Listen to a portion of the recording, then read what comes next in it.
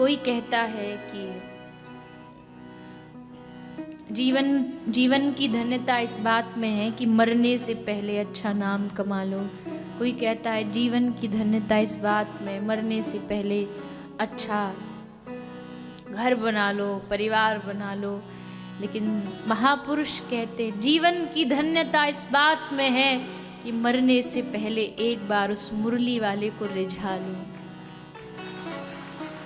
उनकी एक झलक पालो, तब जीवन की धन्य, तब समझना जीवन धन्य हुआ। लेकिन अपने आप को भीतर से टटोल के देखो तो अभी तो बस संसार के रंग अच्छे लगते हैं, संसार की चीज़ें अच्छी लगती हैं, संसार की बातें अच्छी लगती हैं, संसार की वस्तुएं अच्छी लगती हैं, लोग अच्छे लगते हैं। लेकिन एक समय आए जब केवल और केवल हर समय हर जगह वही दिखाई दे, उनकी बात सुनने को मन करे, बार बार मन करे कि उनकी लीलाओं को सुन। तो सूरदास सूर बाबा कहते हैं कि भरोसो दृढ़ इन चरणन केरो, श्री वल्लभ नख चंद्र छटा बिन सब जग माझ अंधेरो। ध्रुव जी का जो भजन स्थल है वो ब्रज में है, मथुरा। मथुरा में एक जगह है मधुवन, वहां पर ध्रुव जी ने तप किया है ब्रज में रह के। नारद जी ने उनको वहीं भेजा, वहां भजन करो। क्यों? भजन तो और भी जगह कर सकते थे, और जगह भजन करोगे तो भजन का ही उतना ही फल मिलेगा, पर ब्रज में हर चीज डबल होके मिलती है। ब्रज में भजन भी डबल होके मिलता है, एक माला करोगे तो उसका 10 गुना फल प्राप्त होगा, और ब्रज में फिर अपराध भी डबल ही मिलता है। इसलिए ब्रज में रहना, वास तो बहुत अच्छा है, लेकिन उसमें बड़ा सावधान रहना पड़ता है। जरा सा एक किसी का अपराध नहीं किया नहीं कि बस सब खत्म। पाप और अपराध में फर्क होता है। पाप का पश्चाताप है, अपराध का नहीं है। अपराध होता है संतों का अपराध। संतों के लिए कुछ बोल दिया, जबान दिए भगवान ने, जो मन करता बोल देते संतों के लिए, उल्टा सीधा जो मन करे, पर वो जानते नहीं कि कितना बड़ा अपराध करते हैं। एक संत के खिलाफ बोलना, मैं तो यहाँ तक भी कहूँ, कोई संत ना भी हो, संत जैसा वस्त्र भी पहनता, उसके खिलाफ भी बोलना, ये उस संत की वेशभूषा की अमर्यादा है, ये अपराध है। कौन से हम दूध के धुले जो हम संतों से उनका प्रमाण मांगते कि आप कितने सच्चे हो। हम अपने आप को देखें ना, हम कितने सच्चे हैं। जीवन में कितने गिनती करने बैठेंगे ना, पाप की लिस्ट बनाने बैठेंगे तो उसका कोई अंत नहीं आएगा। हम संतों से जाके प्रूफ मांगते, तुम बताओ संत होने का। पहले अपनी ओर देखना चाहिए, हम कितने बड़े अपराधी हैं। हम संत अपराध, भक्त अपराध, भक्तों का अपराध कर दिया, वैष्णवों का कुछ बोल दिया उनके बारे में, ये भी भयंकर अपराध है। महाराज अम्बरीश देखो, भक्तापराध का कारण था कि भगवान ने भी हाथ खड़े कर दिए, मेरे बस की नहीं, जा जिसका तू बोल के आया उसके पास जा। भक्तापराध तो पाप का पश्चाताप है, पर अपराध का कोई पश्चाताप नहीं।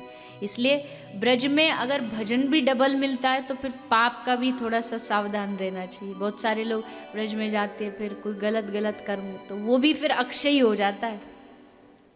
और भजन तो वहाँ है ही, एक बार भगवान नाम लो तो फिर देखो, सारी दुनिया की जो धरती, हरिद्वार महापुण्य मिलता है, काशी विद्वता मिलती है, ब्रजभूमि क्या करती है? ब्रजभूमि क्या सिखाती है? ब्रजभूमि भगवान को पुकारना सिखाती है, कैसे पुकारा जाता है भगवान। बिंदु महाराज कहते, बिंदु महाराज ब्रज के अद्भुत रसिक है, उन्होंने लिखा,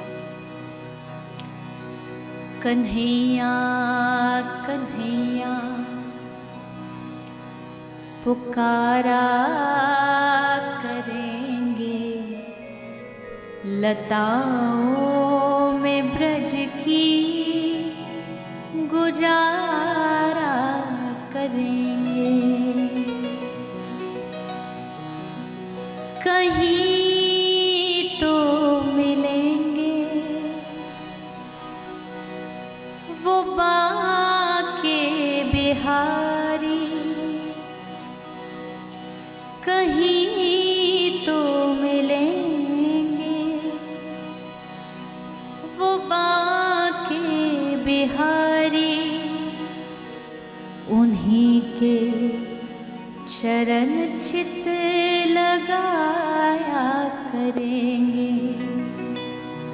कन्हैया कन्हैया पुकारा करेंगे, लताओं में ब्रज की गुजारा करेंगे। मैं आपको निमंत्रण देती हूँ एक ब्रजवासी होने के नाते, कभी आओ हमारे ब्रज में।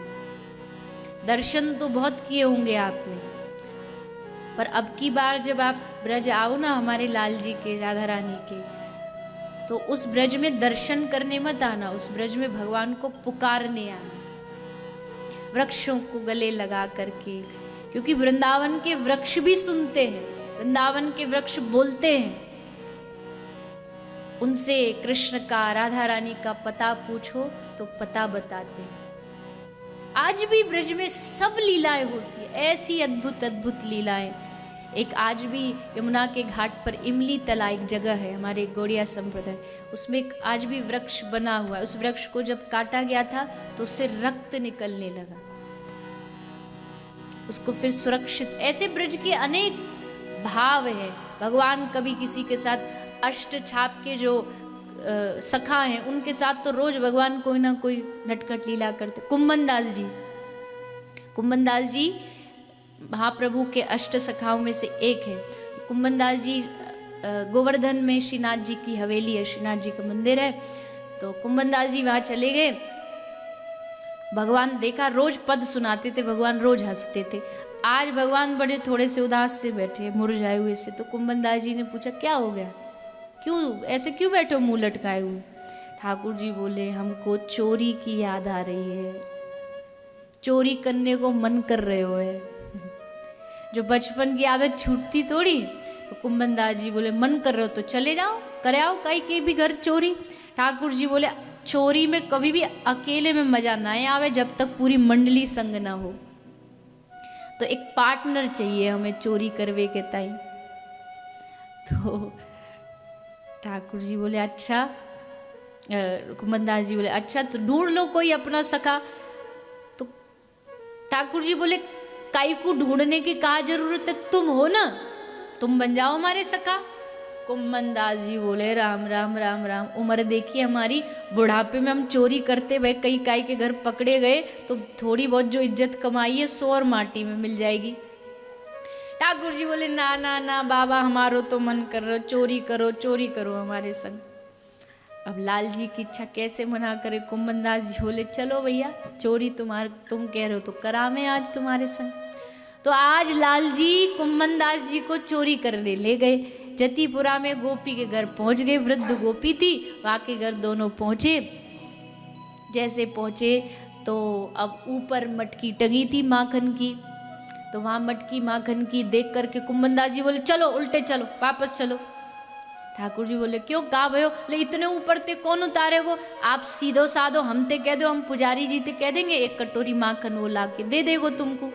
ठाकुर जी बोले ना ना ना, ऐसे माखन में आनंद ना, चोरी के माल में आनंद आवे। तो पर उतारोगे कैसे? तो ठाकुर जी बोले एक काम करो, तुम खड़े हो जाओ, हम तुम्हारे कंधा पे चढ़ के माखन उतार लेंगे। और ऐसा ही हुआ। कुंभन दास जी खड़े हो गए, ठाकुर जी खड़े होकर के माखन से मटकी उतार रहे थे। उतारते उतारते एक घटना घट गई, एक एक्सीडेंट हुआ। और एक्सीडेंट क्या हुआ, ठाकुर जी तो वहाँ मस्त थे अपना माखन निकालने में, सो ठाकुर जी की जो धोती थी ना वो थोड़ा ढीला हो गया उसका नाड़ा, तो वो गिरने वाली थी। और जैसे गिरने वाली, अब ठाकुर जी सोचे नीचे तो ये खड़ा है कुंभन दास, सो ये तो बड़ा इज्जत का सवाल है। सो और हाथ दोनों माखन में व्यस्त थे। तो जैसे ठाकुर जी को लगा कि धोती गई, सोई ठाकुर जी ने अपने दो हाथ और प्रकट किए, दो हाथ से माखन और दो हाथ से अपनी धोती पकड़ के खड़े हुए। चतुर्भुज रूप का दर्शन हुआ। और जैसे कुंभन दास जी ने वो रूप देखा, वो दिल में बैठ गया, चतुर्भुज रूप। कुंभन दास जी के बेटे हुए, उनका नाम भी कुंभन दास जी ने रखा चतुर्भुज दास, कि चतुर्भुज जो भगवान है उनका दास। वो भी अष्टछाप के सखाओं में से एक थे।